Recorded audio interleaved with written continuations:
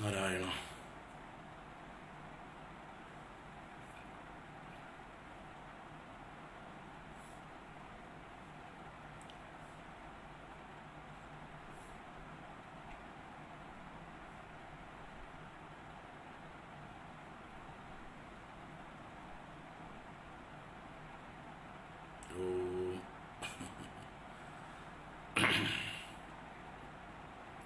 Hari Om. Happy Deepavali. Happy Deepavali. എല്ലാവർക്കും happy Deepavali. Hari Om. Hari Om. Happy Deepavali. Hari Om. Hari Om. Happy Deepavali. Happy Deepavali. Narayana. Happy Deepavali.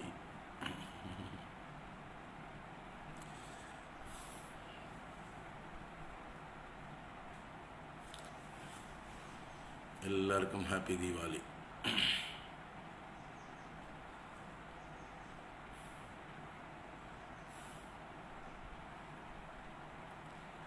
Happy Deepavali to everybody. എല്ലാവർക്കും ഹൃദ്യമായിട്ടുള്ള ദീപാവലി ആശംസകൾ.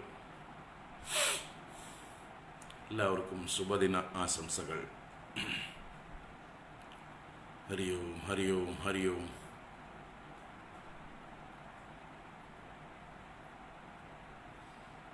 തുടങ്ങാം.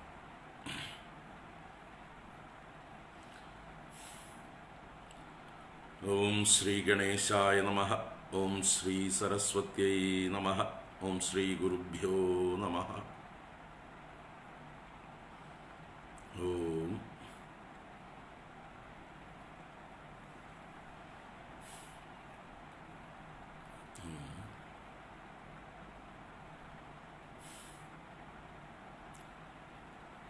ശ്രുതിസ്മൃതിപുരാണാനാം ആലയം കരുണാലയം നമാമി ഭഗവത്പാദം ശങ്കരം ലോകശങ്കരം. ശങ്കരം ശങ്കരാചാര്യം കേശവം ബാദരായണം സൂത്രഭാഷ്യകൃതൗ വന്ദേ ഭഗവന്തൗ പുനഃ പുനഃ. ഈശ്വരോ ഗുരുരാത്മേതി മൂർത്തിഭേദവിഭാഗിനി വ്യോമവത് വ്യാപ്തദേഹായ ദക്ഷിണാമൂർത്തയേ നമഃ. സദാശിവസമാരംഭാം ശങ്കരാചാര്യമധ്യമാം അസ്മദാചാര്യപര്യന്താം വന്ദേ ഗുരുപരമ്പരാം. ശിവം ശിവകരം ശാന്തം ശിവാത്മാനം ശിവോത്തമം ശിവമാർഗപ്രണേതാരം പ്രണതോസ്മി സദാശിവം. സർവമംഗളമാംഗല്യേ ശിവേ സർവാർത്ഥസാധികേ ശരണ്യേ ത്രംബകേ ഗൗരി നാരായണി നമോസ്തുതേ. സച്ചിദാനന്ദരൂപായ വിശ്വോത്പത്യാദിഹേതവേ താപത്രയ വിനാശായ ശ്രീകൃഷ്ണായ വയം നമഃ. കൃഷ്ണായ വാസുദേവായ ഹരയേ പരമാത്മനേ പ്രണതക്ലേശനാശായ ഗോവിന്ദായ നമോ നമഃ. കൃഷ്ണായ വാസുദേവായ ദേവകീനന്ദനായ ച നന്ദഗോപകുമാരായ ഗോവിന്ദായ നമോ നമഃ. നമഃ പങ്കജനാഭായ നമഃ പങ്കജമാലിനേ നമഃ പങ്കജനേത്രായ നമസ്തേ പങ്കജാംഗ്രയേ. പീതാംബരം കരവിരാജിത ശംഖചക്രകൗമോദഗീ സരസിജം കരുണാസമുദ്രം രാധാസഹായമതിസുന്ദരമന്ദഹാസം വാതാലയേശമനിശം ഹൃദി ഭാവയാമി. ഓം. അജ്ഞാനാന്തർഗഹനപതിതാൻ ആത്മവിദ്യോപദേശൈഃ ത്രാതും ലോകാൻ ഭവദവശികാ താപസം പച്യമാനാൻ മുക്ത്വാ മൗനം വടവിടവിനോ മൂലതോ നിഷ്പദന്തി ശംഭോർമൂർത്തിശ്ചരതി ഭുവനേ ശങ്കരാചാര്യരൂപ ശംഭോർമൂർത്തിശ്ചരതി ഭുവനേ ശങ്കരാചാര്യരൂപ. ഓം ശ്രീ ഗുരുഭ്യോ നമഃ. ഓം നമഃ ശിവായ. ഓം ശ്രീ മഹാദേവ്യൈ നമഃ. ഓം നമഃ പരമഋഷിഭ്യോ നമഃ പരമഋഷിഭ്യഃ. ഓം നമോ ഭഗവതേ വാസുദേവായ. ഓം ശ്രീകൃഷ്ണ പരമാത്മനേ നമഃ. നമോ നാരായണായ. നാരായണ. ഹരി ഓം ഹരി ഓം ഹരി ഓം. എല്ലാവർക്കും നമസ്കാരം. എല്ലാവർക്കും സുപ്രഭാതം, ശുഭദിനം, സുസ്വാഗതം. Happy Diwali, happy Diwali, happy Diwali. Narayana.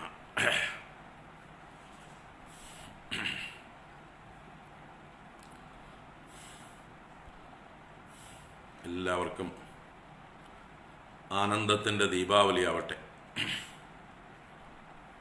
Deepavali പ്രകാശപൂർണമാവട്ടെ, ജ്ഞാനപൂർണമാവട്ടെ, ആനന്ദപൂർണമാവട്ടെ.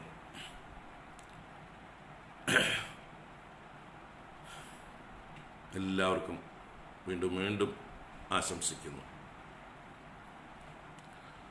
ശങ്കരസ്തോത്ര Tharangini 226 ദിവസം, 226 ദിവസത്തേക്ക് എല്ലാവർക്കും സുസ്വാഗതം. ദേവി ചതുഷ്ഷഷ്ടി ഉപചാര പൂജാ സ്തോത്രം 9ാം ദിവസത്തേക്ക് ഏവർക്കും സുസ്വാഗതം. ഹരിയോ. നമുക്കാദ്യം സ്തോത്രം ചൊല്ലാം. ആദ്യത്തെ 3 ശ്ലോകം ചൊല്ലിയിട്ട് പിന്നെ 37ാം ശ്ലോകം മുതൽക്ക് ഒരു 60ാം ശ്ലോകം വരെ ചൊല്ലാം. നാരായണ. ഓം ശ്രീ മഹാദേവ്യൈ നമഃ. ഉഷസി മാഗതമംഗളഗായനൈഃ ജഡിതി ജാഗൃഹി ജാഗൃഹി ജാഗൃഹി അതികൃപാർദ്രകടാക്ഷനിരീക്ഷണൈഃ ജഗദിദം ജഗദംബ സുഖീകുരു. കനകമയവിതർദിശോഭമാനം ദിശി ദിശി പൂർണ്ണസുവർണകുംഭയുക്തം മണിമയമണ്ഡപമധ്യമേഹി മാതഃ മയി കൃപയാശു സമർച്ചനം ഗ്രഹീതും. കനകകലശോഭമാനശീർഷം ജലധരലംബിസമുല്ലസൽപദാഗം ഭഗവതി തവ സന്നിവാസഹേതോഃ മണിമയമന്ദിരമേതദർപ്പയാമി. 37ാം ശ്ലോകം മുതൽക്ക് തുടരാം. താമ്പൂല സമർപ്പണം, അവിടെ നിന്ന് തുടങ്ങിയിട്ടുള്ള ശ്ലോകങ്ങൾ. കർപ്പൂരേണയുതൈർലവംഗസഹിതൈഃ തക്കോലചൂർണാന്വിതൈഃ സുസ്വാദുക്രമുകൈഃ സഗൗരഖദിരൈഃ സുസ്നിഗ്ധജാതീഫലൈഃ മാതഃ കൈതകപത്രപാണ്ഡുരുചിഭിഃ താംബൂലവല്ലീദളൈഃ സാനന്ദം മുഖമണ്ഡനാർത്തമതുലം താംബൂലമംഗീകുരു. ഏലാലവംഗാദിസമന്വിതാനി തക്കോലകർപ്പൂരവിമിശ്രിതാനി താംബൂലവല്ലീദളസംയുതാനി പൂഗാനി തേ ദേവി സമർപ്പയാമി. താംബൂലനിർജിതസുതപ്തസുവർണവർണം സ്വർണാക്തപൂഗഫലമൗക്തികചൂർണയുക്തം സൗവർണപാത്രനിഹിതം ഖദിരേണ സാർദ്ധം താംബൂലമംബവദനാംബുരുഹേ ഗൃഹാണ മഹതി കനകപാത്രേ സ്ഥാപയിത്വാ വിശാലാൻ ഡമരു സദൃശരൂപാൻ ബന്ധഗോധൂമദീപാൻ ബഹുകൃതമദതേ ശൂന്യസ്യ ദീപാൻ പ്രകൃഷ്ടാൻ ഭുവനജനനി കുറുവേ നിത്യമാരാത്രികം തേ സവിനയമദദത്വാ ജാനുയുഗ്മം ധരണ്യാം സപതി ശിരസി ധൃത്വാ പാത്രമാരാത്രികസ്യ മുഖകമലസമീപേ തേംബസാർത്തം ത്രിവാരം ഭ്രമയതി മയി ഭൂയാത്തെ കൃപാർദ്രകടാക്ഷഃ അധ ബഹുമണിമിശ്രൈർമൗക്തികൈസ്ത്വാം വികീര്യ ത്രിഭുവനകമനീയൈഃ പൂജയിത്വാ ച വസ്ത്രൈഃ മിളിതവിവിധമുക്താം ദിവ്യമാണിക്യയുക്താം ജനനി കനകവൃഷ്ടിം ദക്ഷിണാം തർപ്പയാമി മാതഃ കാഞ്ചനദണ്ഡമണ്ഡിതമിദം പൂർണേന്ദുബിംബപ്രഭം നാനാരത്നവിശോഭിഹേമകലശം ലോകത്രയാഹ്ലാദകം ഭാസ്വന്മൗക്തികജാലികാ പരിവൃതം പ്രീത്യാത്മഹസ്തേ ധൃതം ഛത്രം തേ പരികൽപ്പയാമി ശിരസി ത്വഷ്ട്രാ സ്വയം നിർമ്മിതം ശരദിന്ദുമരീചി ഗൗരവർണൈഃ മണിമുക്താ വിലസത്സുവർണദണ്ഡൈഃ ജഗദംബ വിചിത്രചാമരൈസ്ത്വാം അഹമാനന്ദഭരേണ വീജയാമി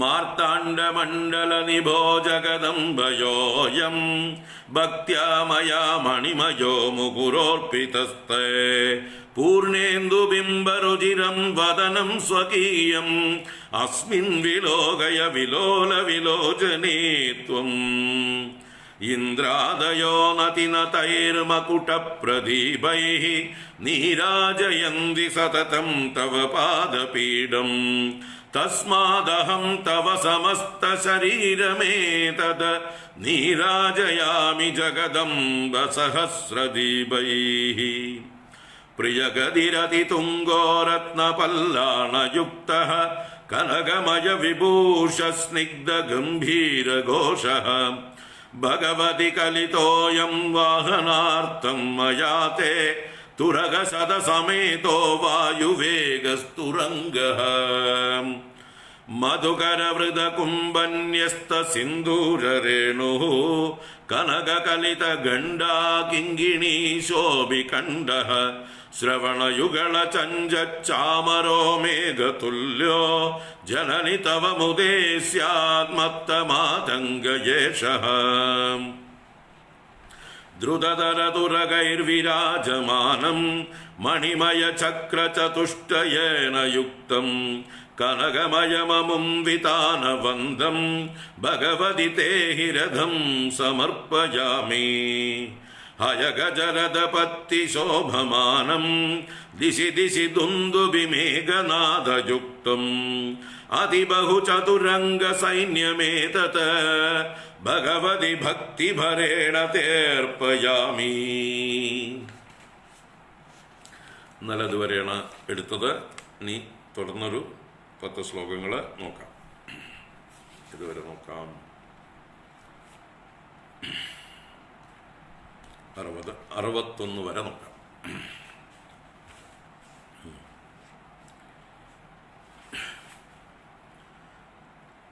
പരിതീകൃത സപ്തസാഗരം ബഹുസമ്പൽ സഹിതം മയാംബതേ വിപുലം പ്രബലം ധരണീതലാഭിതം ദൃഢദുർഗം നിഖിലം സമർപ്പയാമി. ശതപത്രയുതൈ സ്വഭാവശീതൈഃ അതിസൗരഭ്യയുതൈഃ പരാഗപീതൈഃ ഭ്രമരീമുഖരീകൃതൈരനന്ദൈഃ വ്യജനൈസ്ത്വാം ജഗദംബ വീജയാമി. ഭ്രമരലുളിതലോല കുന്തളാളി വികളിത മാല്യ വികീർണ രംഗഭൂമി ഇയമതിരുചിരാ നടി നടന്തി തവ ഹൃദയേ മുദമാതനോതു മാതഃ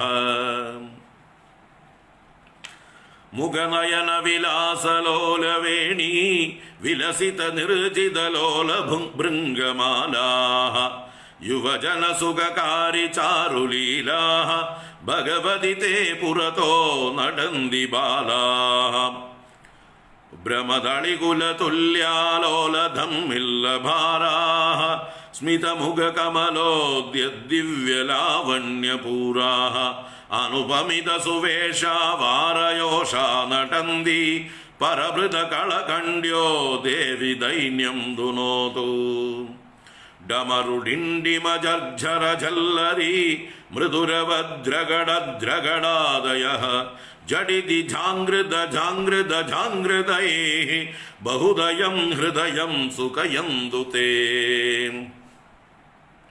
വിപഞ്ചേഷു സപ്തസ്വരാൻ വാദയന്ത്യ തവ ദ്വാരി ഗായന്തി ഗന്ധർവകന്യാഃ ക്ഷണം സാവധാനേന ചിത്തേന മാത സമാകർണയത്വം മയാ പ്രാർത്ഥിതാസി അഭിനയകമനീയൈർനർത്തനൈർനർത്തകീനാം ക്ഷണമപി രമയിത്വാ ചേതയേ തത്വദീയം സ്വയമഹമതിചിത്രൈർനൃത്തവാദിത്രഗീതൈഃ ഭഗവതി ഭവദീയം മാനസം രഞ്ജയാമി തവ ദേവി ഗുണാനുവർണ്ണനേ ചതുരാനോ ചതുരാനനാദയഃ തദിഹൈകമുഖേഷു ജന്തുഷു സ്തവനം കസ്തവ കർത്തുമീശ്വരഃ പദേ പദേ യത്പരിപൂജകേഭ്യഃ സദ്യോശ്വമേധാധിബലം ദദാതി തൽ സർവപാപക്ഷയ ഹേതുഭൂതം പ്രദക്ഷിണം തേ പരിതഃ കരോമി രക്തോൽപലാലക്തലതാ പ്രഭാഭ്യാം ധ്വജോർധ്വരേഗാകുലിശാങ്കിതാഭ്യാം അശേഷവൃന്ദാരകവന്ദിതാഭ്യാം നമോ ഭവാനി പദപങ്കജാഭ്യാം രക്തോൽപലാലക്തലതാ പ്രദാഭ്യാം ധ്വജോർധ്വരേഗാകുലിശാങ്കിതാഭ്യാം അശേഷവൃന്ദാരകവന്ദിതാഭ്യാം നമോ ഭവാനി പദപങ്കജാഭ്യാം നമോ ഭവാനി പദപങ്കജാഭ്യാം നമോ ഭവാനി പദപങ്കജാഭ്യാം. ഓം ശ്രീ മഹാദേവ്യൈ നമഃ.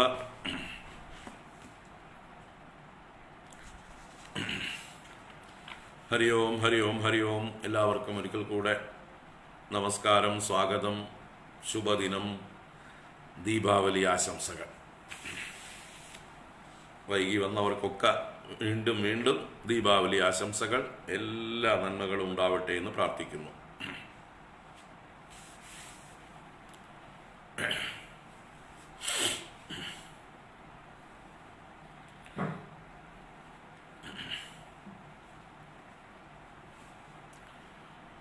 ഈശ്വര സ്മരണ കൊണ്ട് നമ്മുടെ ഹൃദയം പ്രകാശപൂർണമാവുന്നത് തന്നെയാണ് ദീപാവലിയുടെ ഏറ്റവും വലിയ തത്വം.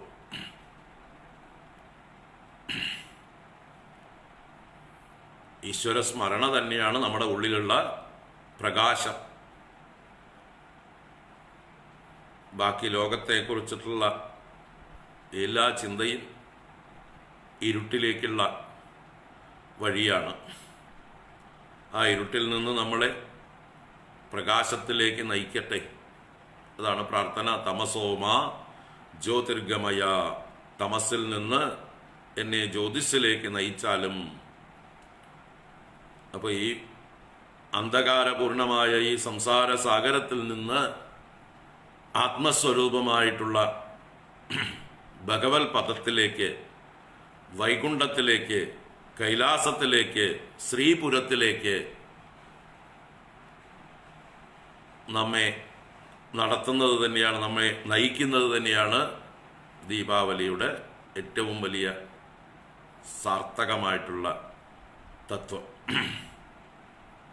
അപ്പോൾ എല്ലാവരുടെ ഉള്ളിലും ആ ആത്മസ്വരൂപം പ്രകാശിക്കട്ടെ, ഭഗവത് സ്വരൂപം പ്രകാശിക്കട്ടെ. എല്ലാവർക്കും വീണ്ടും വീണ്ടും ദീപാവലി ആശംസിക്കുന്നു. ഭഗവാൻ നരകാസുരനെ വധിച്ച ആ സ്മരണ, അതിൻ്റെ ആഘോഷം, അതാണിന്ന് പ്രത്യേകമായിട്ട് ദീപാവലിയുടെ ഏറ്റവും വലിയൊരു ഐതിഹ്യം. നരക ചതുർദശി എന്നാണ് ഇന്നത്തെ ദിവസത്തേക്ക് പറയുക. നമ്മുടെ കേരളത്തിൽ തുലാമാസം, വടക്കേന്ത്യയിൽ കാർത്തിക മാസത്തിലേക്ക് കടന്നു വരും. ആശ്വിനം അല്ലെങ്കിൽ കാർത്തിക, മിക്കവാറും കാർത്തിക മാസത്തിലേക്കാണ്. കാർത്തിക മാസത്തിലെ കറുത്ത പക്ഷ ചതുർദശി, അതിനെയാണ് നരക ചതുർദശി എന്ന് പറയുക. ഭഗവാൻ ഇന്ദ്രന്റെ അപേക്ഷ സ്വീകരിച്ചുകൊണ്ട് അതിഥിയുടെ കുണ്ടലങ്ങളും വരുണന്റെ ഛത്രങ്ങളും വെൺകൊറ്റ മറ്റേ എന്താ പറയുക ചാമരങ്ങളുമൊക്കെ മോഷ്ടിച്ചു കൊണ്ടുപോയതായിട്ടുള്ള ശക്തനായിട്ടുള്ള നരകാസുരനെ ഭഗവാൻ സത്യഭാമ സമേതനായി ഗരുഡവാഹനനായി ചെന്ന് മുരാസുരനെ വധിച്ച ശേഷം നരകാസുരനെയും വധിച്ച് ആ നരകാസുരന്റെ കാരാഗൃഹത്തിൽ കിടന്നിരുന്നതായിട്ടുള്ള 16,000 കന്യകമാരെ മോചിപ്പിക്കുകയും അവരുടെ ജീവിതത്തിൽ വെളിച്ചം നൽകുകയും ഭഗവാനെ തന്നെ കൊടുക്കുകയും ചെയ്ത ആ ദിവസവും അതിൻ്റെ ഒരു സ്മരണയും കൂടിയാണ്. അപ്പം നരകാസുരൻ എന്ന ദുഷ്ടനെ നിഗ്രഹിച്ചു, മുരാസുരനെ നിഗ്രഹിച്ചു. അപ്പം നമ്മുടെ ഉള്ളിലെയും നരകാസുരൻ നിഗ്രഹിക്കപ്പെടട്ടെ. നമ്മുടെ ഓരോരുത്തരുടെ ഉള്ളിലും നരകാസുരൻ അഹങ്കാര രൂപത്തിലുണ്ട്. അജ്ഞാനം തന്നെയാണ് ഈ അഹങ്കാരത്തിന് കാരണം. അപ്പോൾ ഭഗവാൻ തന്നെ വന്ന് നമ്മുടെ ഓരോരുത്തരുടെയും ഉള്ളിൽ ആ സുദർശനം കൊണ്ട് ജ്ഞാനപ്രകാശം ചെയ്ത് ജ്ഞാനദീപേന ഭാസ്വത എന്ന് ഭഗവാൻ ഗീതയിൽ പറയും 10ാം അധ്യായത്തിൽ. ഭാസ്വത ജ്ഞാനദീപേന അഹം തേഷാം അജ്ഞാനജം തമഹ നാശയിഷ്യാമി. ആരാണോ എന്നെ ഭജിക്കുന്നത്, എന്നിൽ തന്നെ മനസ്സർപ്പിച്ചിരിക്കുന്നതായിട്ടുള്ള ആ ഭക്തന്മാരുടെ ഉള്ളിലുള്ളതായിട്ടുള്ള അജ്ഞാനജന്യമായ തമസ്സിനെ ഞാൻ നശിപ്പിച്ചു കൊടുക്കുന്നു. ജ്ഞാനദീപേന ഭാസ്വത എന്ന്. അപ്പോൾ ഭാസ്വത ജ്ഞാനദീപേന, പ്രകാശിക്കുന്ന ജ്ഞാനദീപം കൊണ്ട് എന്നെ ഭജിക്കുന്ന ഭക്തന്മാരുടെ ഉള്ളിലെ അജ്ഞാനജന്യമായ തമസ്സിനെ ഞാൻ നീക്കിക്കൊടുക്കുന്നു. അപ്പോൾ ആ ഒരു ഭഗവാന്റെ പ്രതിജ്ഞ, വാഗ്ദാനം ഓർമ്മിക്കുക. ഭഗവാന്റെ ഉപദേശങ്ങൾ തന്നെയാണ് ഇവിടുത്തെ ജ്ഞാനപ്രകാശം, ദീപാവലി. അത് നമ്മുടെ ഉള്ളിലുള്ളതായിട്ടുള്ള അജ്ഞാനജന്യമായ നരകത്തെ നശിപ്പിക്കട്ടെ. നരകം എന്നാൽ നരന്മാർക്ക് ദുഃഖത്തെ കൊടുക്കുന്നത് എന്നാണ്. നരാണാം ഖം ഇതി നരകം. നരന്മാർക്ക് ദുഃഖത്തെ കൊടുക്കുന്നത് നരകം. എന്താണ് വാസ്തവത്തിൽ നമ്മുടെ ദുഃഖ കാരണം? നമ്മുടെ അഹങ്കാരം തന്നെയാണ് നമ്മുടെ ദുഃഖ കാരണം. അഹങ്കാരം എന്ന് പറഞ്ഞാൽ ദേഹാഭിമാനം, അതുകൊണ്ടുള്ള നമ്മുടെ പരിമിതികൾ. ആ പരിമിതികൾ തന്നെയാണ് ദുഃഖ കാരണം. പരിമിതി തന്നെയാണ് ദുഃഖം. ഞാൻ ചെറുതാണ്, ഞാൻ ഈ ദേഹമാണ് എന്ന് കരുതുന്നതോടുകൂടി സ്വയം ചെറുതാക്കി കഴിഞ്ഞു. സ്വയം ചെറുതായാൽ ദുഃഖിച്ചേ വഴിയുള്ളൂ, നിവൃത്തിയില്ല. ചെറുതിൻ്റെ സ്വഭാവമാണ് ദുഃഖം. അല്പേ നാൽപേ സുഖമസ്തി, അല്പത്തിൽ സുഖമില്ല. യത് ഭൂമാ തത് സുഖം. എന്താണോ വലുതായിരിക്കുന്നത് അതിലേ സുഖമുള്ളൂ. അപ്പോൾ വലുതാവണം നമ്മൾ, വലുതായാലേ സുഖമുള്ളൂ. ചെറുതിൽ സുഖമില്ല. അപ്പോൾ ഇപ്പം നമ്മൾ സ്വയം ചെറുതാക്കിയിരിക്കുകയാണ്. നമ്മൾ നമ്മുടെ ദേഹമാണ് എന്നുള്ള അജ്ഞാനം, അഹങ്കാരം കൊണ്ട്, അഭിമാനം കൊണ്ട്. അപ്പോൾ ഈ ഒരു അഭിമാനം പോണം, ഈ ദേഹാഭിമാനം പോണം ഈ അജ്ഞാനം പോണം, തന്നിമിത്തമായിട്ടുള്ള അഹങ്കാരം പോണം. അപ്പോൾ ഈ ദേഹം ഞാനാണെന്ന് കരുതി കഴിഞ്ഞാൽ പിന്നെ അതിനെ പോഷിപ്പിക്കാനുള്ള സ്വാർത്ഥത വളരുകയായി, മറ്റുള്ളവർക്കൊക്കെ ദുഃഖം കൊടുക്കുകയായി. ഈ ദേഹത്തെ സുഖിപ്പിക്കാൻ വേണ്ടി നമ്മൾ ബാക്കിയുള്ളവരെയൊക്കെ നമ്മൾ ചൂഷണം ചെയ്യുകയായി.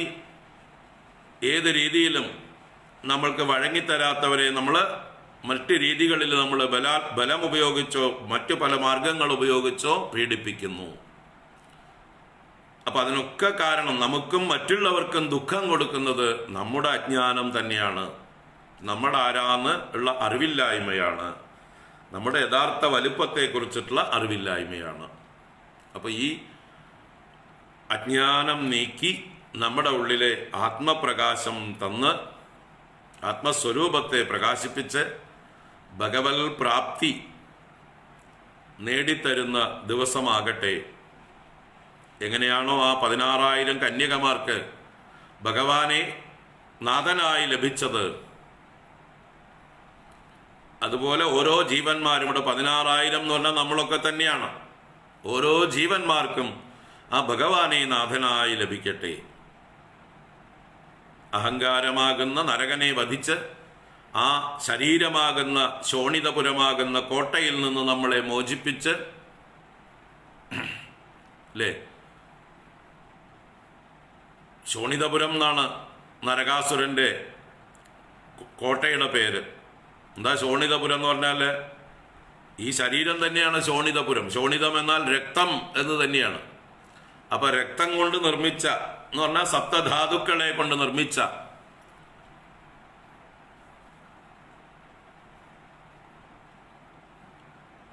ത്വക്ക്, മാംസം, രക്തം, അസ്ഥി, മജ്ജ, മലം, മൂത്രം മുതലായിട്ടുള്ള സപ്തധാതുക്കളെ കൊണ്ട് നിർമ്മിച്ചതായിട്ടുള്ള ഒരു പുരം, ഒരു കോട്ടയാണ്. 9 ദ്വാരങ്ങളുള്ള ഒരു കോട്ടയാണ് നമ്മുടെ ശരീരവും. അപ്പൊ ഇതിൽ അഹങ്കാര രൂപത്തിലിരിക്കുന്ന അസുരനാണ് നരകാസുരൻ. അപ്പൊ ഈ നരകാസുരനെ വധിച്ച് ആ ഭഗവാനെ പ്രാപിക്കുക, ഈ ശോണിതപുരത്തെ ജയിക്കുക, ഈ ശോണിതപുരത്തിൽ നിന്ന് സ്വാതന്ത്ര്യം നേടുക. അതൊക്കെയാണ് ഈ നരകാസുര വധത്തിലെ തത്വം. അതാണ് നമ്മൾ ദീപാവലിക്ക് ഓർമ്മിക്കേണ്ടതും ആഘോഷിക്കുമ്പോൾ. അപ്പോൾ ഭഗവാനെ പ്രാപിച്ചു കഴിഞ്ഞാൽ ആനന്ദം തന്നെയാണ്. ആ ആനന്ദത്തിൻ്റെ പ്രകടനമാണ് നമ്മളിന്ന് മധുരങ്ങൾ കഴിച്ചും വിളക്കുകൾ കൊളുത്തിയും പടക്കം പൊട്ടിച്ചും പുതിയ വസ്ത്രങ്ങൾ ധരിച്ചും പരസ്പരം ബന്ധുക്കളെ ആശംസിച്ചും സുഹൃത്തുക്കളെയൊക്കെ കണ്ടും എല്ലാവരുമായിട്ട് സന്തോഷം പങ്കുവെച്ചുകൊണ്ടും ഈ ബ്രഹ്മാനന്ദം അനുഭവിക്കേണ്ടതായിട്ടുള്ള ഒരു ദിവസമാണ്. ഇതെന്നത്തേക്ക് നിൽക്കട്ടെ. ഇന്ന് മാത്രമല്ല, എന്നും നമ്മുടെ ജീവിതം ആ വെളിച്ചമുള്ളതാവട്ടെ, ആനന്ദപൂർണമാവട്ടെ, ദീപാവലിയായി മാറട്ടെ. നമ്മുടെ ജീവിതത്തിൽ എന്നും ദീപാവലിയായി മാറട്ടെ എന്ന് പ്രാർത്ഥിക്കുന്നു. എല്ലാവർക്കും വീണ്ടും വീണ്ടും ദീപാവലി ആശംസിക്കുന്നു. അപ്പോൾ ഈശ്വര സ്മരണ തന്നെയാണ് ഏറ്റവും വലിയ വെളിച്ചം നമ്മുടെ ഉള്ളിൽ. ആ വെളിച്ചം നമ്മുടെ കൂടെ എന്നും ഉണ്ടാവട്ടെ. ഹരി ഓം, ഹരി ഓം, ഹരി ഓം.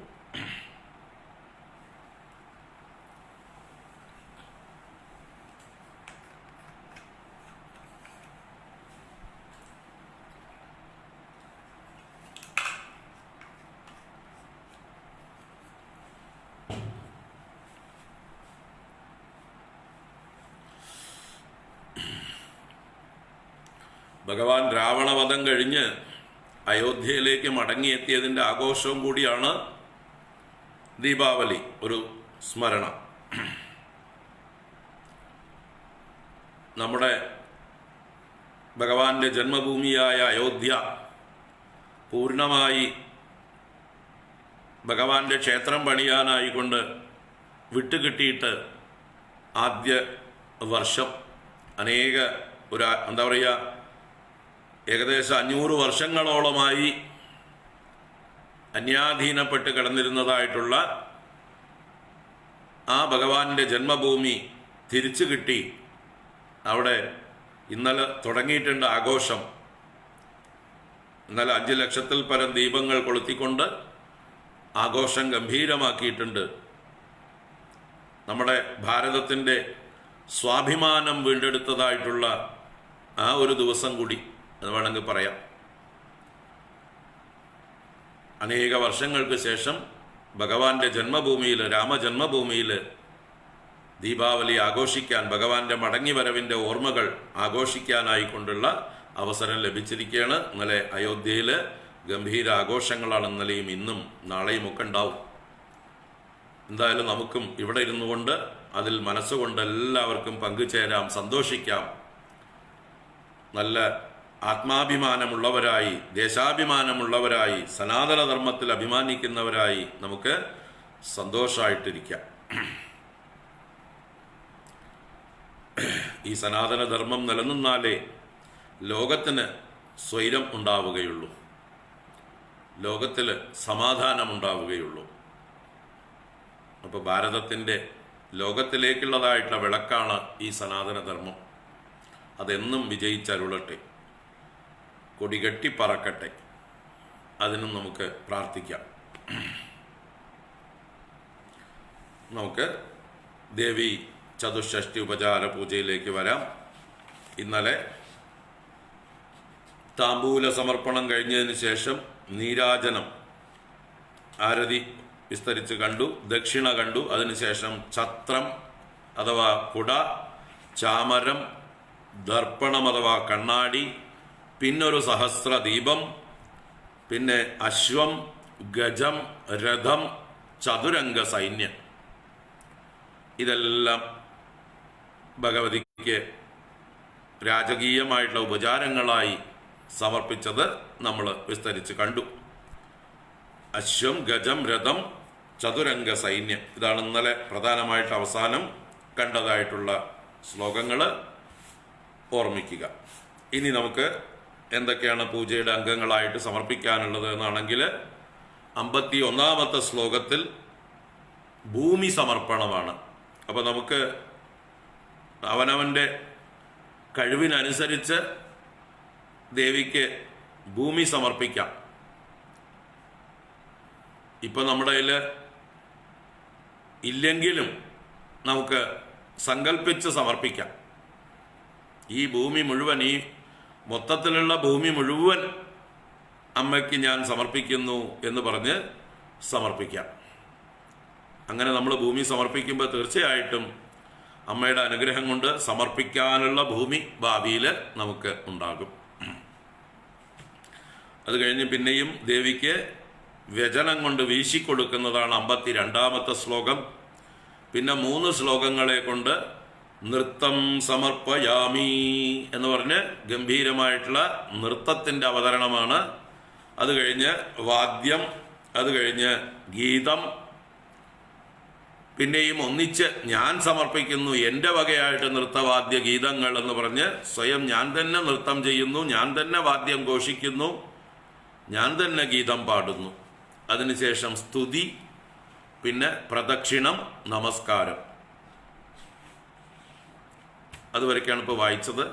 അത് കഴിഞ്ഞ് പിന്നെയും പുഷ്പാഞ്ജലിയും പിന്നെയുമുള്ള ചടങ്ങുകളും കഴിച്ച് ദേവിയെ ശയനഗൃഹത്തിലേക്ക് കൊണ്ടുപോയി ശയനഗൃഹത്തിലിരുത്തി മഹാദേവനോടുകൂടെ ശയിച്ചാലും എന്ന് പറഞ്ഞ് ഉറക്കിക്കിടത്തുന്നത് വരെയാണ് പൂജ.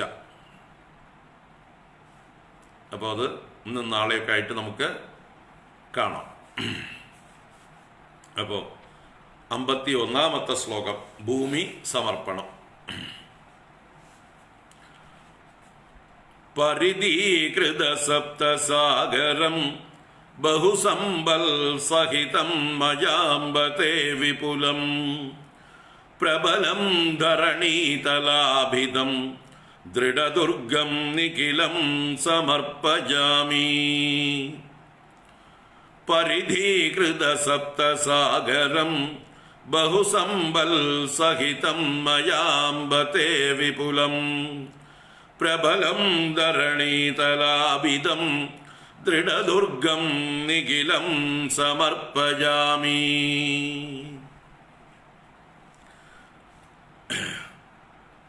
ഹേ അംബ, നിഖിലം ധരണീതലാഭിതം സമർപ്പയാമി. അല്ലയോ അമ്മേ, നിഖിലം മുഴുവൻ, ധരണീതല അഭിതം, ധരണീതലം എന്ന പേരോടുകൂടിയതായിട്ടുള്ള ഈ ഭൂമിയെ തേ സമർപ്പയാമി, അമ്മയ്ക്കായിക്കൊണ്ട് സമർപ്പിക്കുന്നു ഞാൻ. അപ്പൊ ഈ മുഴുവൻ ഭൂമിയെയും അമ്മയ്ക്ക് സമർപ്പിക്കുകയാണ്. നമ്മൾ ഭൂമിയുടെ ഒരു ചക്രവർത്തിയാണെന്ന് വിചാരിക്കുക. ആ രാജകീയമായിട്ടുള്ള രീതിയിൽ സർവഭൂമിയെയും ദേവിക്ക് തന്നെ സമർപ്പിക്കുന്നതാണ് ഇവിടുത്തെ ഭാവന. അപ്പൊ ആ ഭൂമിയെ എങ്ങനെയുള്ള ഭൂമി എന്ന് വർണ്ണിക്കുകയാണ്. പരിധീകൃത സപ്തസാഗരം ബഹുസമ്പൽ സഹിതം വിപുലം പ്രബലം ദൃഢദുർഗം ധരണീതലാഭിതം നിഖിലം തേ സമർപ്പയാമി. ഇപ്പൊ പരിധീകൃത സപ്തസാഗരം, പരിധീകൃത സപ്തസാഗരം, സപ്തസാഗരം 7 സമുദ്രങ്ങൾ, 7 സമുദ്രങ്ങൾ പരിധിയായി ചെയ്യപ്പെട്ടിട്ടുള്ളത്, അതിർത്തിയായി ചെയ്യപ്പെട്ടിട്ടുള്ളത് എന്ന് പറഞ്ഞാലോ, അപ്പൊ 7 സമുദ്രം വരെ വ്യാപിച്ചു കിടക്കുന്നത് എന്നർത്ഥം. സമുദ്രമാണ് ഭൂമിയുടെ ഭൂതലത്തിന്റെ ചുറ്റളവ്, പരിധി. സമുദ്രത്താൽ ചുറ്റപ്പെട്ടിരിക്കുന്നു ഈ ഭൂതലം. ഭൂതലം എന്ന് പറഞ്ഞാൽ ഉയർന്നു നിൽക്കുന്ന കരപ്രദേശം. അപ്പൊ ഭൂമിയാണ് നമ്മൾ ദേവിക്ക് സമർപ്പിക്കുന്നത്. അത് സപ്തസാഗരങ്ങളാൽ ചൂഴപ്പെട്ടതും 7 സാഗരങ്ങളും ചൂഴ്ന്നു നിൽക്കുന്നതും. പരിധീകൃത സപ്തസാഗരം ബഹുസമ്പൽ സഹിതം. ബഹുസമ്പൽ സഹിതം എന്ന് പറഞ്ഞാൽ എല്ലാ സമ്പത്തുകളും, പ്രകൃതി സമ്പത്തുകളെല്ലാം സമൃദ്ധമായത്, വൃക്ഷലതാദികൾ അല്ലെ, പക്ഷി മൃഗാദികൾ, ധാതു സമ്പത്ത്, പർവ്വതങ്ങൾ, നദികൾ, കുളങ്ങൾ, അതുപോലെ സരസ്സുകൾ, ഉപവനങ്ങൾ, വനങ്ങൾ, അങ്ങനെ എന്തെല്ലാം പ്രകൃതി രമണീയമായിട്ടുള്ള സമ്പൽ സമൃദ്ധിയുണ്ടോ ആ സമ്പത്തുകളോട് കൂടിയിട്ട്, അല്ലാതെ മരുഭൂമിയല്ല ദേവിക്ക് സമർപ്പിക്കുന്നത്, സർവസമ്പൽ സമൃദ്ധിയോടുകൂടിയതായിട്ട് ബഹുസമ്പൽ സഹിതം വിപുലം. വിപുലം എന്ന് പറഞ്ഞാൽ വിശാലമായതും പ്രബലം, നല്ല ഉറച്ചതും ബലമേറിയതും ആയിട്ടുള്ള ധരണീതലാഭിതം, ധരണീതലം എന്ന് പേരോടുകൂടിയതായിട്ടുള്ള ദൃഢദുർഗം. ദൃഢദുർഗം എന്ന് പറഞ്ഞാല് ഉറച്ച കോട്ടകളോടുകൂടിയത് എന്ന് പറഞ്ഞാൽ വേറെ ആരും അതിക്രമിച്ച് കയറാത്ത രീതിയിൽ സുരക്ഷിതമാക്കപ്പെട്ടത്, ദുർഗങ്ങളോടുകൂടിയതുമായിരിക്കുന്ന ആ ഭൂമിയെ മുഴുവൻ നിഖിലം സമർപ്പയാമി, അമ്മയ്ക്കായിക്കൊണ്ട് സമർപ്പിക്കുന്നു. അപ്പൊ നമ്മള് ഭൂമിയുടെ മുഴുവൻ ചക്രവർത്തിയാണെന്നുള്ള ഭാവേന ഭൂമിയെ മുഴുവൻ ദേവിക്ക് സമർപ്പിക്കുകയാണ്. അങ്ങനെ സമർപ്പിക്കുമ്പോഴോ തീർച്ചയായിട്ടും ദേവി നമ്മളെ ചക്രവർത്തിമാരാക്കും. ചെറിയ തോതിലെങ്കിലും, ഭൂമി മുഴുവൻ വെട്ടിപ്പിടിക്കാൻ പറ്റിയില്ലെങ്കിലും ആവശ്യത്തിനുള്ള ഭൂമിയൊക്കെ തന്ന് നമ്മളെ അനുഗ്രഹിക്കും എന്ന് പറയാം. അതിനു വേണ്ടിയിട്ടല്ല, ഇതൊരു ഉപചാരമാണ്. അപ്പോൾ നമ്മുടെ കയ്യിലുള്ളത് എന്തും സർവസ്വവും ദേവിക്ക് സമർപ്പിക്കുന്നതായിട്ടുള്ള ആ ഒരു പ്രതീകമാണിത്. സർവസ്വവും ദേവിക്ക് സമർപ്പിക്കുക. എല്ലാം ദേവിയുടേതാണ്, നമ്മുടേതായിട്ടൊന്നുമില്ല. ഇനി എന്തെങ്കിലും ദേവി നമ്മളെ ഏൽപ്പിച്ചിട്ടുണ്ടെങ്കിലും നമ്മൾ അതിൻ്റെ കാവൽക്കാർ മാത്രം, ട്രസ്റ്റീസ്. ആ രീതിയിൽ ദേവിക്ക് വേണ്ടി നമ്മളതെല്ലാം നോക്കി പരിപാലിക്കുന്നു. ദേവി നമ്മളെ ഏൽപ്പിച്ചിരിക്കുന്നു, നമ്മൾ നടത്തി കൊടുക്കുന്നു. ദേവിക്ക് എപ്പോൾ വേണമെങ്കിൽ അതെല്ലാം തിരിച്ചെടുക്കുകയും ചെയ്യാം. തന്നതും ദേവി, തിരിച്ചെടുക്കുന്നതും ദേവി. നമ്മൾ നന്നായി പരിപാലിച്ചാലോ ദേവി തിരിച്ചെടുക്കില്ല. വേണ്ട രീതിയിൽ അതിനെ പരിപാലിച്ചാൽ ദേവി എന്താണോ നമ്മൾക്ക് ധനവും ഭൂമിയും എല്ലാം തന്ന് നമ്മളിൽ നിന്ന് പ്രതീക്ഷിക്കുന്നത്, ആ പ്രകാരത്തിൽ നമ്മൾ അതിനെയൊക്കെ കൈകാര്യം ചെയ്താൽ, എന്ന് പറഞ്ഞാൽ അത് വേണ്ടവർക്കൊക്കെ പങ്കിട്ട് കൊടുത്താൽ, അതുകൊണ്ട് കൂടുതൽ പ്രയോജനം എല്ലാവർക്കും ഉണ്ടാക്കിയാൽ, അപ്പൊ തീർച്ചയായിട്ടും നമ്മൾ അത് കൈകാര്യം ചെയ്യാൻ സമർത്ഥരാണ് എന്നറിഞ്ഞ് ഇനിയും ഇനിയും സമ്പത്തും ഭൂമിയുമെല്ലാം നമുക്ക് നൽകും. ഇവൻ നല്ല കാര്യസ്ഥനാണ്, കൊള്ളാം എന്ന് കരുതി ഇനിയും ഉത്തരവാദിത്വങ്ങൾ ഏൽപ്പിച്ച് നമുക്ക് പ്രൊമോഷൻ തരും ദേവി എന്ന് പറയുക. അപ്പൊ നമ്മൾ കാര്യസ്ഥന്മാരായിരിക്കുക. കാര്യസ്ഥന്മാർ മാത്രമാണ് എല്ലാം ദേവിയുടേതാണ് എന്നുള്ള ഭാവത്തിൽ സർവസ്വവും ദേവിയിൽ സമർപ്പിക്കുക. അതാണ് ഇവിടെ ഭൂമി സമർപ്പണത്തിന്റെ താല്പര്യം. പരിധീകൃത സപ്തസാഗരം ബഹുസമ്പൽ സഹിതം മയാംബത്തെ വിപുലം പ്രബലം ധരണീതലാഭിതം ദൃഢദുർഗം നിഖിലം സമർപ്പയാമി. ഇനി അടുത്ത ശ്ലോകം വ്യജനം. വ്യജനം എന്ന് പറഞ്ഞാൽ വീശറി.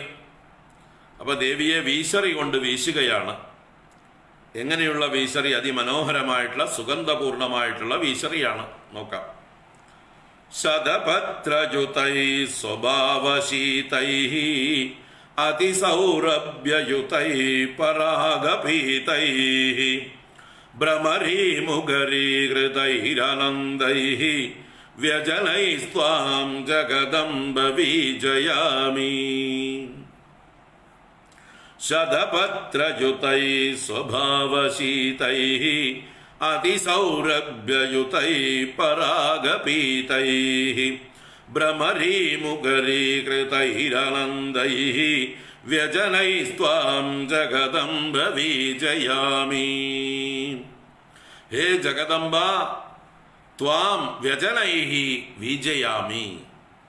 അല്ലയോ ജഗദംബികേ, ത്വാം അമ്മയെ, അഹം വ്യജനൈഹി വിജയാമി, ഞാൻ വ്യജനങ്ങളെ കൊണ്ട് വീശുന്നു, വീശിത്തരാം. അപ്പൊ അനവധി വീശറികൾ കൊണ്ട് ഞാൻ വീശിത്തരാം എന്നാണ് പറയുന്നത്. വ്യജനൈഹി ബഹുവചനം. അനന്തൈഹി എന്നും പറഞ്ഞിട്ട് അനന്തൈഹി വ്യജനൈഹി, അനന്തങ്ങളായ വീശറികൾ കൊണ്ട് അമ്മയ്ക്ക് ഞാൻ വീശിത്തരാം. അപ്പൊ ഞാനും എൻ്റെ കൂട്ടത്തിലുള്ള ആളുകളും എല്ലാവരും കൂടെ ചേർന്ന് അമ്മയ്ക്കായിക്കൊണ്ട് വീശിത്തരാം എന്നർത്ഥം. അപ്പൊ ആ വീശറി എങ്ങനെയുള്ളത്? വ്യജനം എങ്ങനെയുള്ളത്? ശതപത്രയുതൈഹി. ശതപത്രം എന്നാൽ താമര. അപ്പൊ താമരകളോട് ചേർന്നത്, അപ്പൊ താമരകൾ കെട്ടിവെച്ചത്, താമരയുടെ ഒരു ബൊക്കെ പോലെ അലങ്കരിക്കപ്പെട്ടതും. ശതപത്രയുതൈഹി സ്വഭാവശീതൈഹി, സ്വഭാവം കൊണ്ട് തന്നെ ശീതളമായതും, അതിന്റെ പ്രകൃതി തന്നെ ശീതളമായിട്ടുള്ള വസ്തുക്കളെ കൊണ്ട് നിർമ്മിച്ചത്, അല്ലേ? അപ്പൊ രാമച്ചം മുതലായിട്ടുള്ള വസ്തുക്കളെ കൊണ്ട് നിർമ്മിച്ചത് എന്നർത്ഥം. അതിൽ താമര മുതലായ ഡെക്കറേഷനൊക്കെ ചെയ്തിട്ടുണ്ട്. ശതപത്രയുതൈ സ്വഭാവശീതൈഹി അതിസൗരഭ്യയുതൈഹി. അതിസൗരഭ്യം, വളരെ സന്തോഷപ്രദമായിട്ടുള്ള സൗരഭ്യത്തോടു കൂടിയത്, നല്ല സുരഭിഗന്ധം, നല്ല മണത്തോടു കൂടിയത്. സൗരഭ്യയുതൈഹി പരാഗപീതൈഹി, പരാഗങ്ങളെ കൊണ്ട് പീതവർണ്ണമായതും എന്ന് പറഞ്ഞാൽ പൂമ്പൊടികളെ കൊണ്ട് മഞ്ഞ നിറമായതും. അപ്പൊ അനേക പൂക്കൾ കൊണ്ട് അതിൽ ഡെക്കറേറ്റ് ചെയ്തിട്ടുണ്ട്. ആ പൂക്കളുടെ പൂമ്പൊടികളൊക്കെ അതിനെ മഞ്ഞ വർണ്ണത്തിലാക്കിയിട്ടുണ്ട്. അപ്പൊ പൂമ്പൊടികൾ കൊണ്ട് നിറഞ്ഞതും. പരാഗപീതൈഹി ഭ്രമരീ മുഖരീകൃതൈഹി. ഭ്രമരീ എന്ന് പറഞ്ഞാൽ ഭ്രമരം വണ്ട്, ഭ്രമരി പെൺവണ്ടുകൾ. അപ്പൊ പെൺവണ്ടുകളാൽ മുഖരീകൃതങ്ങൾ എന്ന് പറഞ്ഞാലോ, ഇതിലുള്ള പൂമ്പൊടിയും പൂക്കളിലെ തേനും കുടിക്കാനായിക്കൊണ്ട് വണ്ടുകൾ ഇതിന്റെ സുഗന്ധത്താൽ ആകൃഷ്ടരായിട്ട് ഈ വീശറിയുടെ പുറകെ വണ്ടുകൾ വന്നിട്ടുണ്ട്. അങ്ങനെ വണ്ടുകളാൽ മുഖരിതമാക്കപ്പെടുന്നതുമായിട്ടുള്ള പുഷ്പമയമായിരിക്കുന്ന അനന്തൈഹി വ്യജനൈഹി ത്വാം വിജയാമി. എണ്ണമില്ലാത്ത വീശറികളെ കൊണ്ട് ഞാൻ അമ്മയ്ക്ക് വീശിത്തരാം എന്ന് പറഞ്ഞ് വ്യജനേന വിജയാമി, വ്യജനൈഹി വിജയാമി, വ്യജനങ്ങളാൽ ഞാൻ അമ്മയ്ക്ക് വീശിത്തരാം എന്ന് പറഞ്ഞ് വീശിക്കൊടുക്കണം. അപ്പൊ വീശറിയുടെ വിശേഷണങ്ങളാണ് പറഞ്ഞത്. ശതഭദ്രയുതൈ സ്വഭാവശീതൈ അതിസൗരഭ്യയുതൈ പരാഗപീതൈ ഭ്രമരീമുഖരീകൃതൈരനന്ദൈ വ്യജനൈസ്ത്വാം ജഗദംബ വിജയാമി. അടുത്ത 3 ശ്ലോകങ്ങൾ ദേവിക്ക് നൃത്തം സമർപ്പിക്കുകയാണ്. അപ്പൊ അനേക സ്ത്രീകളെ കൊണ്ട് നൃത്തം ചെയ്യിപ്പിക്കുന്നുണ്ട്. അവസാനം ഞാനും കൂട്ടത്തില് നൃത്തം ചെയ്യുന്നുണ്ട്.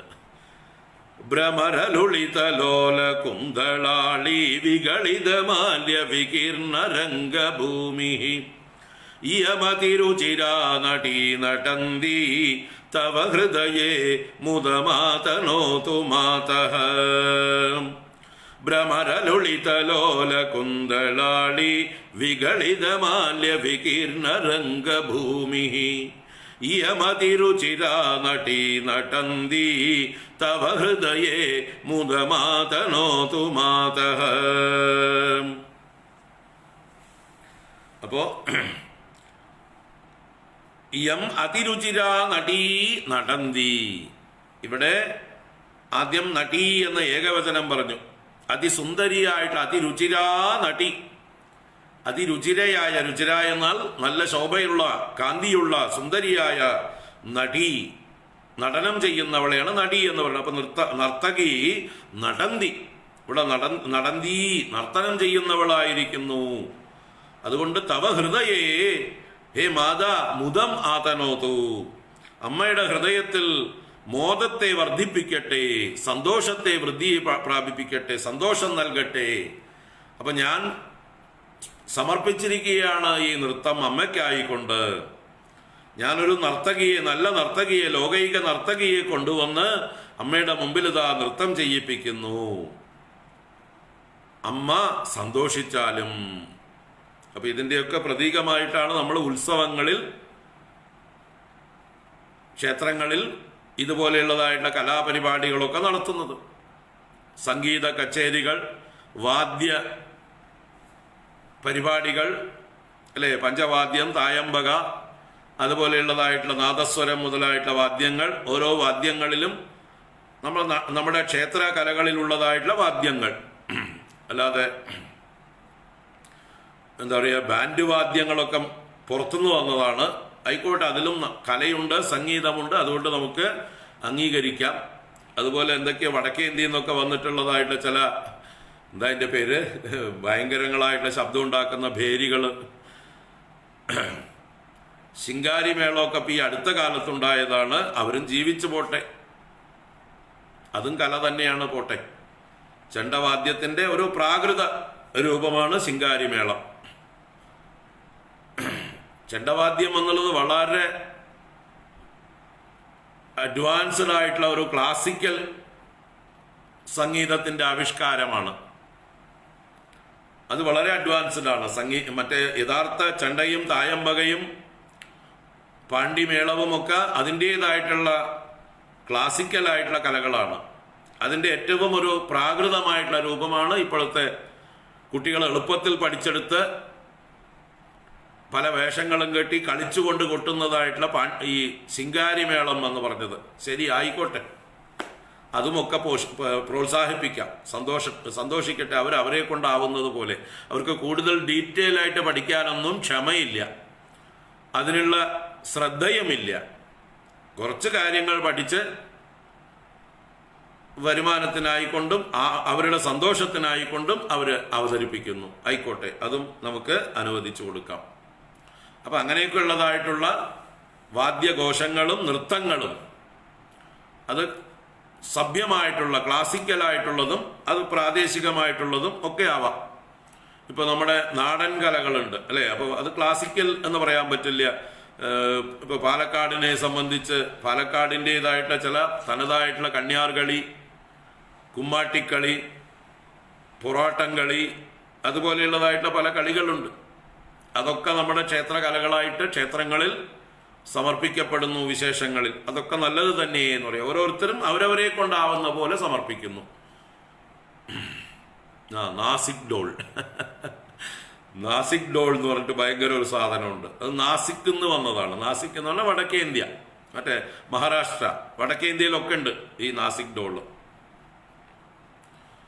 വടക്കേ ഇന്ത്യയില് ഏത് ഉത്സവങ്ങൾക്കും ഭേരി മൂല മുഴക്കുന്നതാണ് ഈ നാസിക് ഡോള്. ആയിക്കോട്ടെ, അതൊക്കെ നല്ല വാദ്യങ്ങൾ തന്നെയാണ്, ഗംഭീര വാദ്യങ്ങൾ തന്നെയാണ്, ഇരിക്കട്ടെ. അപ്പൊ അങ്ങനെയുള്ള വാദ്യങ്ങളും ഘോഷങ്ങളും നൃത്തങ്ങളും ഓരോരുത്തരും അവരവരെ കൊണ്ടാവുന്നത് പോലെ എല്ലാവർക്കും ദേവിക്ക് സമർപ്പിക്കാൻ അവകാശമുണ്ട്.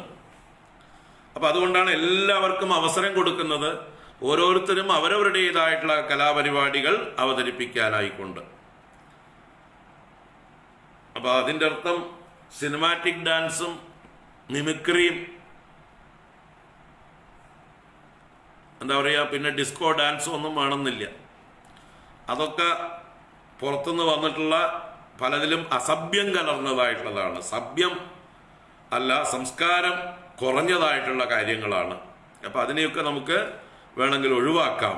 അതിനുവേണ്ടി നമ്മൾ നമ്മുടെ സമ്പത്ത് ചെലവാക്കേണ്ടതില്ല. നല്ല നമ്മുടെ നാടൻ കലകളെ പ്രോത്സാഹിപ്പിക്കാം.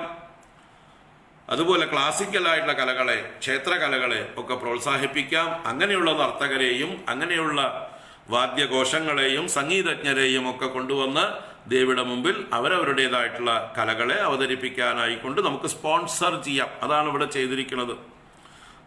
നർത്തകി നർത്തനം ചെയ്യുന്നു, ഞാൻ സമർപ്പിച്ചതാണ് എന്ന് പറഞ്ഞാൽ എൻ്റെ സ്പോൺസർഷിപ്പിൽ, എൻ്റെ ചെലവിൽ ഞാൻ ദേവിക്കായിക്കൊണ്ടൊരു നർത്തകിയെ കൊണ്ടുവന്ന് നൃത്തം ചെയ്യിക്കുകയാണ് എന്നർത്ഥം. യമതിരുചിരാ നടി നടന്തി തവ ഹൃദയേ മുദമാതനോതു മാതഃ. ഈ സുന്ദരിയായ നടി നർത്തകി നർത്തനം ചെയ്യുന്നു, ഇത് അമ്മയുടെ ഹൃദയത്തിൽ സന്തോഷത്തെ നൽകട്ടെ, അതിനു വേണ്ടിയിട്ടാണ് ഞാൻ സമർപ്പിക്കുന്നത്. അപ്പോൾ ആ നടി എങ്ങനെയാണ് നടനം ചെയ്യുന്നത് എന്നുള്ളതിനെ 2 വരികളിൽ ആദ്യം പറഞ്ഞു. ഭ്രമരലുളിതലോല കുന്തളാളി വികളിത മാല്യ വികീർണ രംഗഭൂമി. ഈ നടിയെ വിശേഷിപ്പിച്ചതാണ്. എങ്ങനെയായിട്ട്? ഭ്രമരലുളിത ലോല കുന്തളാളി വികളിത മാല്യ വികീർണ രംഗഭൂമി. അവൾ നർത്തനം ചെയ്യുന്ന രംഗഭൂമി എങ്ങനെയുള്ളത്? അതിൽ മാല്യങ്ങൾ വികീർണങ്ങളായിരിക്കുന്നു. അവള് തലയിലും കഴുത്തിലുമൊക്കെ ധരിച്ചിരുന്നതായിട്ടുള്ള മാലകൾ, അതിലെ പൂക്കളൊക്കെ വികളിതമായി വികീർണമായി പരന്നു കിടക്കണം. പുഷ്പവൃഷ്ടി ചെയ്തതുപോലെ ആ ഭൂമിയിൽ, രംഗഭൂമിയിൽ മുഴുവൻ പുഷ്പവർഷം ചെയ്യപ്പെട്ടിരിക്കണം. എവിടുന്നാണ്? അവളുടെ തലയിൽ നിന്നൊക്കെ ഉതിർന്നു വീണത്. അതാണ് ഭ്രമര ലുളിത ലോല കുന്തളാളി വികളിത മാല്യ വികീർണ രംഗഭൂമി. അവളുടെ തലയിൽ പൂക്കൾ ചൂടിയിരുന്നപ്പോൾ വണ്ടുകൾ അതില് ചുറ്റും കറങ്ങിക്കൊണ്ടിരുന്നു. അതാണ് വണ്ടുകൾ ഇളക്കിയതായിട്ടുള്ള ലോലമായിട്ടുള്ള കുന്തളാളി. കുന്തളാളി എന്ന് പറഞ്ഞാൽ തലമുടിക്കെട്ട്, തലമുടി സമൂഹം. അതിൽ നിന്ന് വികളിതമായിട്ടുള്ള വീണതായിട്ടുള്ള മാല്യ വികീർണ രംഗഭൂമി. ആ മാല്യങ്ങൾ വികീർണമായിരിക്കുന്ന ചിന്നിച്ചതറിക്കിടക്കുന്നതായിട്ടുള്ള രംഗഭൂമിയോടുകൂടെ നൃത്തം ചെയ്യുന്നതായിട്ടുള്ള നർത്തകി.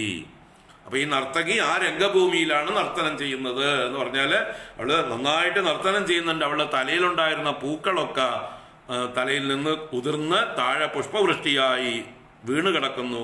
അതിലാണ് അവൾ നൃത്തനം ചെയ്യുന്നത്. ആ സുന്ദരിയായ നടി ഇതാ അമ്മയ്ക്കായിക്കൊണ്ട്, അമ്മയെ സന്തോഷിപ്പിക്കാനായിക്കൊണ്ട് നടനം ചെയ്യുന്നു. അമ്മ സന്തോഷിച്ചാലും എന്ന് 1-ാമത്തെ ശ്ലോകം.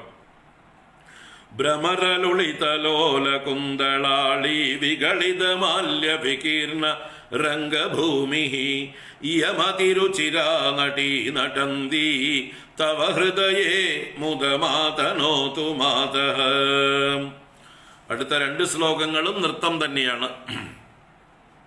മുഖനയന വിലാസലോല വേണി വിലസിത നിർജിതലോല ഭൃംഗമാലാ യുവജന സുഖകാരി ചാരുലീലാ ഭഗവതി തേ പുരതോ നടന്തി ബാലാ. മുഖനയന വിലാസലോല വേണി വിലസിത നിർജിത ലോല ഭൃംഗമാലാ യുവജന സുഖകാരി ചാരുലീലാ ഭഗവതി തേ പുരതോ നടന്തി ബാലാ. മുമ്പ് മുഖ്യയായിട്ടുള്ള ഒരു നടി നടനം ചെയ്യുന്നതിനെ കുറിച്ച് പറഞ്ഞുവെങ്കിൽ ഇവിടെ കൂട്ടത്തിൽ കുറെ ഗ്രൂപ്പ് ആയിട്ടുള്ള ബാലാഹ എന്ന് പറഞ്ഞാൽ ബാലകൾ, കന്യകമാർ, കൊച്ചുകുട്ടികൾ അനേകമുണ്ട്. നടന്തി തേ പുരതോ, ഹേ ഭഗവതി, അല്ലയോ ഭഗവതി തേ പുരതോ ബാലാഹ നടന്തി, അമ്മയുടെ മുമ്പിൽ ഇതാ കുട്ടികൾ നടനം ചെയ്യുന്നു, ബാലകൾ നടനം ചെയ്യുന്നു, കന്യകമാർ നടനം ചെയ്യുന്നു. അപ്പൊ ആ കന്യകമാരുടെ നടനത്തെയാണ് 3 വരികളിൽ വിശേഷിപ്പിച്ചത്. അമ്മയ്ക്കായിക്കൊണ്ട് കന്യകമാരിതാ നൃത്തം ചെയ്യുന്നു. അല്ലയോ ഭഗവതി മുഖനയന വിലാസ ലോല വേണീ വിലസിത നിർജിത ലോല ഭൃംഗമാലാഹ യുവജന സുഖകാരി ചാരുലീലാഹ ബാലാഹ. അപ്പൊ ബാലാഹ എന്ന് പറഞ്ഞ ആ കുട്ടികളെ, കന്യകമാരെ 2 വിശേഷണങ്ങൾ. ഒന്ന് വലിയ ദീർഘമായിട്ടുള്ള വിശേഷണം, ആദ്യത്തെ 2 വരി ചേർന്ന് ഒരു വിശേഷണമാണ്. പിന്നെ 3-ാമത്തെ വരി ഒരു വിശേഷണം. ഇപ്പൊ മുഖനയന വിലാസ ലോല വേണി വിലസിത നിർജിത ലോല ഭൃംഗമാലാഹ അതൊരു വിശേഷണം. യുവജന സുഖകാരി ചാരുലീലാഹ അത് മറ്റൊരു വിശേഷണം. ആർക്ക്? ബാലാഹ, ബാലമാർക്ക്. അപ്പൊ ബാലമാർ അഥവാ ബാലികമാർ, കന്യകമാർ അമ്മയുടെ മുമ്പിൽ നൃത്തം വയ്ക്കുന്നു. അവരുടെ മുഖം, നയനം, അവയുടെയൊക്കെ വിലാസം, മുഖത്തിന്റെ വിലാസം, നയനങ്ങളുടെ വിലാസം.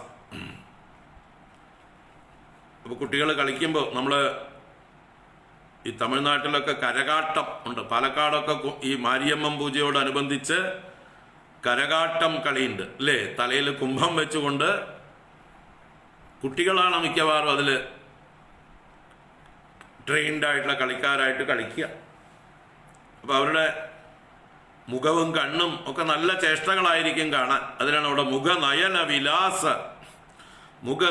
വിലാസ ലോല വേണി വിലസിത. അവരുടെ വേണി എന്ന് പറഞ്ഞാൽ അവരുടെ മുടിക്കെട്ട്, അത് ലോലമായിട്ട് ഇങ്ങനെ പിന്നിയിട്ടിട്ടുണ്ടെങ്കിൽ അതിങ്ങനെ കിടന്നിങ്ങനെ ആടിക്കളിക്കുന്നുണ്ട്. അപ്പോൾ വിലാസം കൊണ്ട് ഇളകുന്നതായിട്ടുള്ള വേണിയുടെയും, ഇനി നെറ്റിയിലൊക്കെ കുറുനിരകളുണ്ടെങ്കിൽ അതുമൊക്കെ ഇങ്ങനെ പാറി കളിക്കുന്നുണ്ടാവും.